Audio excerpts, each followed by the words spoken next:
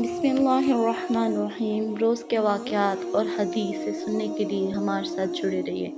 तो आज के टॉपिक में हम आपको बताएंगे कि हज़रत अनस बिन नज़र का जज्बा शहादत।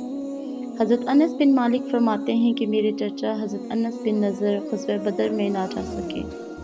उन्होंने नबी करीम सल्लल्लाहु अलैहि वसल्लम से अर्ज़ की, आप नबी करीम सल्लल्लाहु अलैहि वसल्लम ने मुशरिकीन से जो पहली जंग की थी, मैं इसमें हाज़िर ना हो सका, और अगर अब अल्लाह ताला ने मुझे किसी ग़ज़वा शिरकत में मौका दिया तो अल्लाह ताला दिखा देगा जो मैं करूँगा।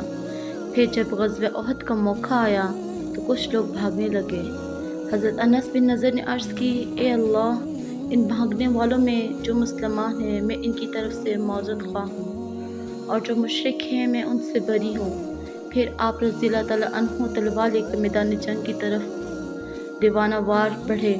रास्ते में हज़रत साद बिन मुआज़ से मुलाकात हुई तो फरमाया, ए साद, जन्नत, इस पाक परवरदिगार की कसम जिसके कब्ज़े कुदरत में मेरी जान है, मैं उहद के पहाड़ के करीब जन्नत की खुशबू महसूस कर रहा हूँ।